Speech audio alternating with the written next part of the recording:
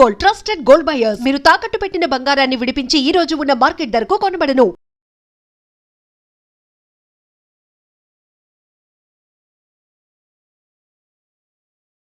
Welcome to I dream. నేను మీ విజిత. మన సంస్కృతి కార్యక్రమానికి స్వాగతం.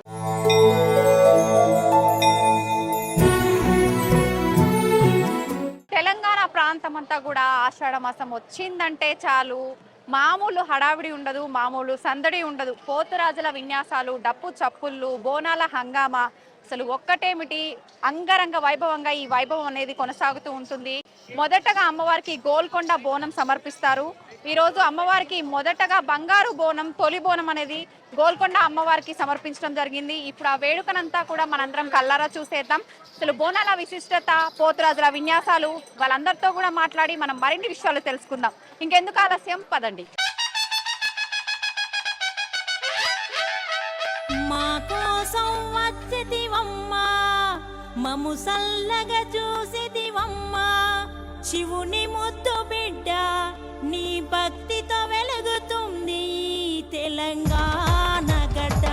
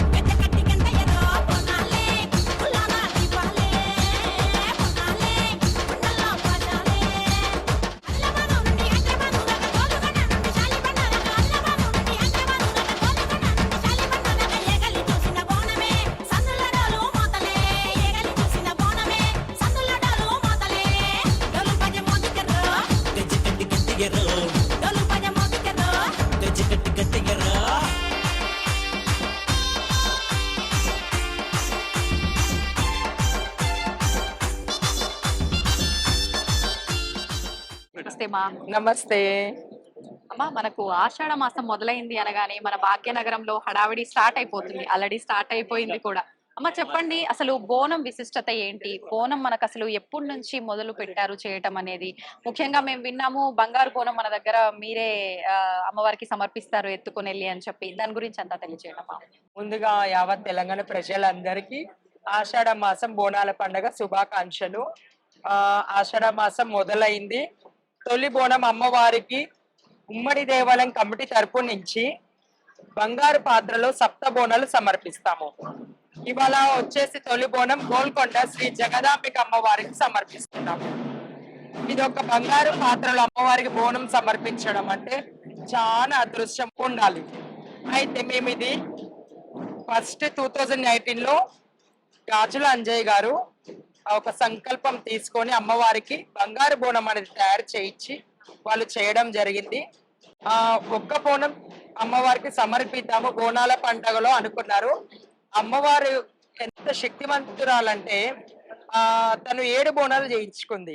ఒకటే బోనం అనుకున్నాము, కాకపోతే 7 బోనాలు జరిగినాయి.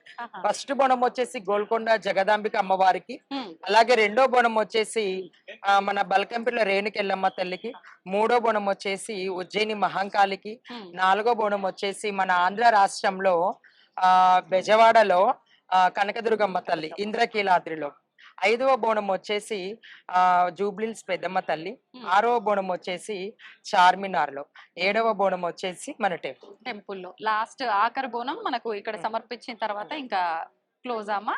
ఓకే, అయితే మొదటగా మీరు బోనం బంగారు బోనం ఎత్తుకున్నది కూడా మీరేనమ్మా అమ్మవారికి?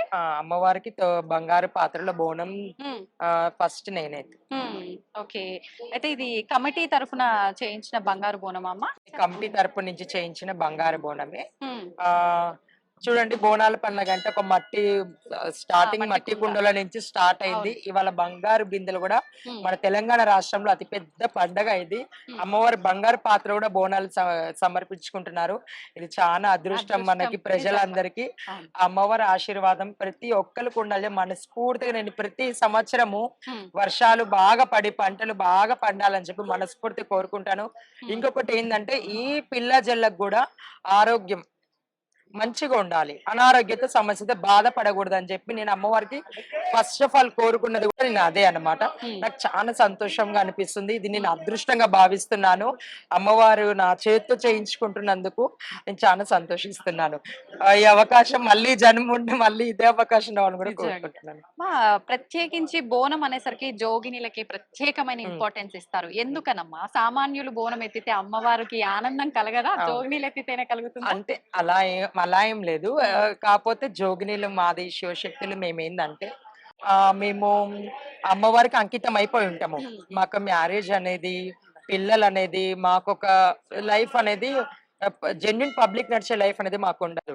మాకేంటి అమ్మవారితోనే కనెక్షన్ ఉంటది. మేము ఏ పండుగ వచ్చినా అమ్మవారిని పూజిస్తూ అమ్మవారి ధ్యానంలో ఉంటూ ప్రతిదీ అమ్మవారికి సంబంధించింది చేస్తుంటాం అన్నమాట. కనెక్షన్ మాకు కొద్దిగా ఎక్కువ ఉంటది అన్నమాట. అందు కాబట్టి మాలాంటి వాళ్ళతో బోనం చేపిస్తాం. మేము అలాగే మేము పూనకం ఊగుతూ అమ్మవారికి సంతోషంగా సమర్పిస్తుంటే ఆమెకు అదొక సంతోషం అన్నమాట. అందుకే కొద్దిగా శివశక్తిలో జోగినికి కొద్దిగా ఎక్కువ ప్రిఫరెన్స్ ఉంటది బోనాల్లో. మా బోనాలు అనేసరికి మనకు పోతురాజులు గుర్తొస్తుంటారు. ఏంటమ్మా అసలు పోతురాజులకి బోనంకి మన బోనాల పండగకి కనెక్షన్ ఏంటి? పోతరాజు అంటే అమ్మవారికి తమ్ముడు లాగా అన్నమాట. సొంత తమ్ముడు ఎలాగనో ప్రతి అమ్మవారికి పోతరాజు, పోతలింగన్న, ఊర్ల సైడ్ పోతలింగన్న అంటారు. కంపల్సరీ టెంపుల్ ముంగట పోతలింగన్న ఉంటాడు. ఆ పోతరాజు అమ్మవారు మనం బోనం వెళ్ళేటప్పుడు పోతరాజు ఈరగోళ్ళతో పెద్ద పెద్ద జడలు వేసుకొని, పెద్ద పెద్ద నిమ్మకాయలు పెట్టుకొని, పెద్ద పెద్ద మీసాలు పెట్టుకొని భయంకరంగా అమ్మవారు గాలి ధూళి ఏదొచ్చిన అమ్మవారికి నైవేద్యంగా ఎంతో నిష్టగా మనం తీసుకెళ్తాము. ఎంతో అలాంటి నైవేద్యాన్ని ఎటువంటి గాలి ధూళి దుష్ట శక్తులు ఎటువంటివి ఆకంఠం చేయకుండా రాకుండా ఈరగోళ్ళతో ఇలా ఆడుకుంటా పాడుకుంటా సంతోషంగా అమ్మవారి బోనం వస్తుందని చెప్పి పోతరాజులు అమ్మవారు తీసుకెళ్లడం జరుగుతుంది. అమ్మవారికి ఒక రకంగా ఆట పాటలు నృత్యాలతో స్వాగతం. డోలు సప్పుళ్ళు మేళ తాళాలతో పోతరాజు విన్యాసాలతో పాలకాయలు అంటే కొబ్బరికాయలు, పాలకాయలు నిమ్మకాయలతోటి, మైసాజి గుగ్గిలం పొగలతోటి, పసుపు కుంకుమతోటి అమ్మవారు ఆనందంగా బోనాల పండుగ జరుపుకుంటూ వస్తుంది. ఓకే అమ్మ, ప్రత్యేకించి మనకు కుండతో చేసిన బోనాలే ఆనవాయితీగా ముందు నుంచి వస్తున్నాయి. ఇప్పుడు మనం చూస్తున్నాం బంగారు బోనం. మరి అమ్మవారికి సమర్పించే బంగారు బోనం అంటే దానిపైన చేసే డిజైన్ కూడా అమ్మవారు అలా ఉంటుంది. దీనికి కూడా ఏమైనా ఉందా అమ్మా? అంటే అమ్మవారు ఉంది. అమ్మవారు మహంకాళి అమ్మవారు చిత్రం ఉన్నది, అలాగే త్రిశూలం ఉంది, అలాగే కలియుగం దైవం శ్రీ వెంకటేశ్వర స్వామి అందరికి ఆశీస్సులు అన్ని ఉన్నాయి బోనంలో. శంకు చక్రాలు ఉన్నాయి, త్రిశూలం ఉంది, శుభకార్యం త్రిశూలం ఉంది అమ్మవారికి. పైన ఎలా ఉందో సేమ్ కింద కూడా బోనానికి అలానే ఉంటాయి. ఎక్కడ బోనం ఎత్తారమ్మా? నేను మన తెలంగాణలో అలాగే ఆంధ్ర రాష్ట్రంలో పటాన్ చెరు, సంగారెడ్డి, కరీంనగర్, కామారెడ్డి ప్రతి ఒక్క ఊర్లో నేను బోనాలు చేశానండి. మన సిటీలో ఆల్మోస్ట్ అన్ని దగ్గర కూడా బోనాలు చేశాను. ఓకే అమ్మ, బోనాలు అనేసరికి మన తెలంగాణలోనే ప్రసిద్ధి. చాలా మంది జోగినీలు మన సాంప్రదాయాన్ని వేరే ప్రాంతాలకు కూడా పరిచయం చేయాలని చెప్పి వేరే ప్రాంతాలకు వెళ్ళి బోనాలు ఎత్తుతూ ఉంటారు. అలా మీరు ఎక్కడైనా చేశారా, బోనం ఎత్తారా? అంటే నాకు 2017లో కాలిఫోర్నియా US లో నాకు ఇన్విటేషన్ వచ్చింది. కాకపోతే నాకు వాళ్ళు పంపించిన ఇన్విటేషన్ నాకు ఆ టైం అనుకూలంగా లేకుండా కొద్దిగా లాంగ్ జర్నీ కదా, దాని వల్ల కొద్దిగా ఆగిపోయాను. ఈ సంవత్సరం కూడా వాళ్ళు ట్రై చేస్తున్నారు నన్ను పిలవడానికి. అమ్మవారి దయ ఆశీర్వాదం ఉంటే కంపల్సరీ నేను అవుట్ ఆఫ్ ఊర్ కూడా వెళ్ళి బోనం చేయాలని ఉంది. ఎందుకంటే మన తెలంగాణ సాంప్రదాయం పద్ధతి అక్కడ కూడా వాళ్ళు చేస్తున్నారంటే అది మీరు ఆలోచించండి, మన అమ్మవారిది ఎంత శక్తి ఉందో. అమ్మ, బోనం అనేసరికి ఒక్కొక్క ప్రాంతాన్ని బట్టి ఒక్కో రకంగా అమ్మవారికి నైవేద్యాన్ని సమర్పిస్తూ ఉంటారు. అసలు నిజంగా అమ్మవారికి ఏ నైవేద్యం అయితే ఎక్కుతుంది? అంటే బోనం అంటే భోజనం, అమ్మవారికి మనం ఒక ప్రసాదం పెడుతున్నాము. కొన్ని ప్రాంతాల్లో వాళ్ళకి అనుకూలంగా కొన్ని వాళ్ళకు నచ్చినట్టు ప్రసాదము అంటే కొంతమంది పరవన్నం పెడతారు, కొంతమంది పచ్చన్నం పెడతారు, కొంతమంది తెల్లన్నం పెడతారు, కొంతమంది కోయగూర, అలాగే బూరెలు పెడతారు, పూరీలు పెడతారు, పచ్చి పులుసు, పెరుగు పైన సలవ, బెల్లం పానకము, అలా ఎవరికి తోచినట్టు వాళ్ళ ఆనవాయితీగా వాళ్ళ అత్త మామలు వాళ్ళ తల్లిగారు ఎలా చేసుకుంటూ వస్తున్నారు అలా ఆనవాయితీగా పెట్టుకొస్తున్నాం. మేమైతే తెల్లన్నము అమ్మవారికి, కోయగూర, పచ్చి పులుసు, పెరుగు, బెల్లము కంపల్సరీ 5 నైవేద్యాలు అమ్మవారికి మేము సమర్పిస్తాం, బంగారు బోనంలో సమర్పిస్తాం.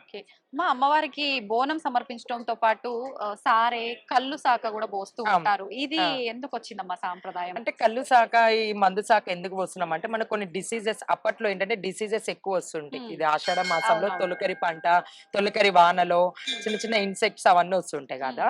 కాబట్టి ఆ కళ్ళు శాఖ అనేది అమ్మవారికి భూమి మీద మనం శాఖ పెడుతూ ఉంటాం కదా, ఆ ఇన్సెక్ట్స్ అనేవి డై అయిపోతాయి అన్నమాట. అలాంటి రాకుండా కాబట్టి ఒక సైంటిఫికెట్ కూడా ఉంది, ఇలా కూడా ఉంది. మన ధర్మానికి సైన్స్ కి కనెక్షన్ ఉంది అన్నమాట. చూడండి పెద్దవాళ్ళు ఎంత ఆలోచన, అమ్మవారు కూడా ఎంత ఆలోచన ఉంది. అలానే మా పెద్దవాళ్ళు అయితే నాకు అలానే చెప్పారు, నేను అలానే చెప్తున్నాను. ఆ కనెక్షన్ ఉందన్నమాట. అమ్మ ఎన్నో సంవత్సరాలుగా మన ఆనవాయితీ మట్టి కుండతో బోనం.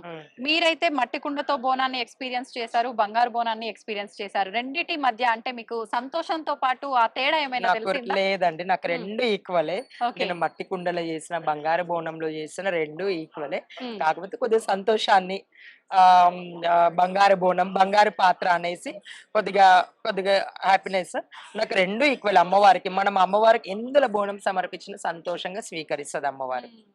నిజంగా మామూలుగా కొంతమంది బోనం తీసుకెళ్లేటప్పుడు తొక్కిసలాట అట్లా అయినప్పుడు కొంతమంది బోనాలు అనుకోకుండా కింద పడిపోవడం జరుగుతూ ఉంటుందమ్మా. చాలా వరకు అలా జరగగానే ఏదో అపశకునం జరగబోతుందని చెప్పి భయపడుతుంటారు. నిజంగా అలాంటిది ఏమైనా జరిగే అపశకనం అలాంటిది ఏం లేదు. కాకపోతే ఈ మధ్య మన తెలంగాణలో ఎక్కువ చాలా బోనాలు వెళ్తున్నాయి, చాలా సంతోషము. కాకపోతే పబ్లిక్ ఏంటంటే నూకులాట, తోసుకులాట చేయకూడదు. ఎందుకంటే బోనాలు ఎంతో నిష్టగా మనం పొద్దున అమ్మవారు అంత బరువు ఎత్తుకొని వస్తుంటాం కాబట్టి పబ్లిక్ కూడా సహకరించాలి. కొద్దిగా పుష్ చేసిన బోనాలు పడితే మనకి అది మంచిగా అనిపేది అనమాట. ఏదో తప్పు మనం చేసామా అందుకే పడ్డది అనుకుంటారు, కానీ అలాంటిది ఏం లేదు. అక్కడ బోనం ఒకళ్ళు కింద పడగానే అది భూదేవికి సమర్పించండి. భూదేవి కూడా ఒక తల్లియే, ఒక అమ్మవారే. అలాంటిది ఏం సందేహపడవద్దు ఎవరైనా సరే. అలాంటిది జరగకూడదు అని చెప్పి నేను మనస్ఫూర్తి కోరుకుంటున్నాను. అమ్మా మనం ఇంట్లో ఫుడ్ వండుకునేటప్పుడే ఎన్నో జాగ్రత్తలు పాటిస్తుంటాం. మరి అమ్మవారికి వండుతున్నాము బోనం సమర్పించడానికి అని అంటే ఖచ్చితంగా నియమాలు పాటించాలి. ఎటువంటి నియమాలు పాటించాల్సి ఉంటుంది అంటే అమ్మవారికి మా నియమం అయితే మేము తొలి బోనం చేసేటప్పుడు మా శివశక్తుల జోగులు తడిబట్ట స్నానం చేసి మూతికి మౌత్ కి క్లాత్ కట్టుకొని మాట్లాడకుండా మా గురువు గారు అలానే మాకు బోనం చేపించారు. ఇప్పుడు కూడా అలానే బోనం చేసుకుంటూనే వస్తున్నాము. బోనం పూజించేటప్పుడైనా గానీ, నైవేద్యం పెట్టేటప్పుడైనా గానీ మనం కంపల్సరీ మాట్లాడకూడదు.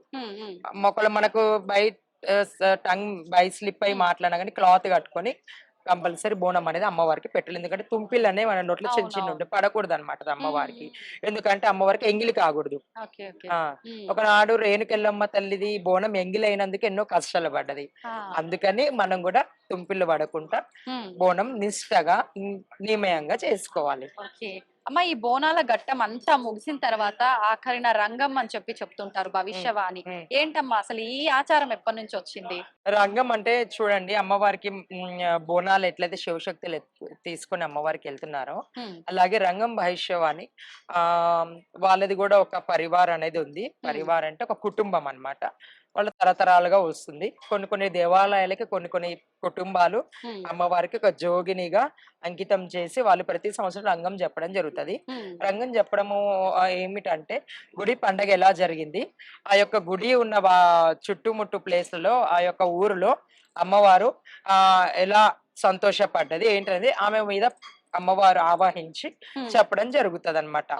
బోనాల పండుగ ఎలా జరిగినాయి, ఘటాలు ఎలా జరిగినాయి, ఊరేగింపు ఎలా జరిగింది, ఎటువంటి ఏదైనా అమ్మవారికి ఏదైనా పూజ విధానం తక్కువైనదా, ఏంటిది బై మిస్టేక్ మనం ఏమైనా చేయలేకపోయామా, ఇంకా ఏమైనా చెయ్యాలా అనేది అమ్మవారు రంగం భవిష్యవనలో చెప్పడం జరుగుతుంది. ఆ పచ్చి కుండ మీద నిలబడి చెప్పడం జరుగుతుంది. ఓకే, నిజంగా అమ్మవారు దయ మనకు అక్కడ తెలిసిపోతుందమ్మా. పచ్చికుండ పైన ఉండి చెప్పడం అంటే చాలా కష్టంతో కూడుకున్నది. నిజంగా అమ్మవారి మహిమ అనేది అక్కడే తెలిసిపోతుంది మనకు కదా. బోనాల పండుగ గురించి మా అందరికి చాలా చక్కగా తెలియజేశారు. నిజంగా నార్మల్ పర్సన్స్ తో చెప్పేదానికి, జోగినిల మాటలతో వినేదానికి నిజంగా చాలా తేడా ఉంటుంది. అమ్మ ఒక్కసారి మా ప్రేక్షకులకి ఏం చెప్పదలుచుకున్నారు మీరు బోనాల విశిష్టత గురించి అయితే ఏంటి, ఇంకేదైనా? తెలంగాణ ప్రజలందరికీ మరొకసారి ఆషాఢ మాసం బోనాల పండుగ శుభాకాంక్షలు. ప్రతి ఒక్క ఇంటి నుంచి అమ్మవారికి బోనం సమర్పించండి. అమ్మవారి ఆశీస్సులు మీకు ఎల్లప్పుడూ ఉంటాయని చెప్పి నేను మనస్ఫూర్తిగా కోరుకుంటున్నాను.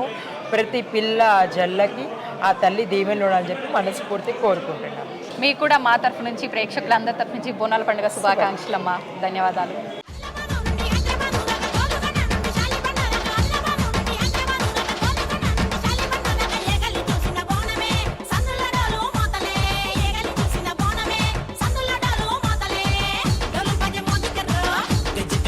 ఎరో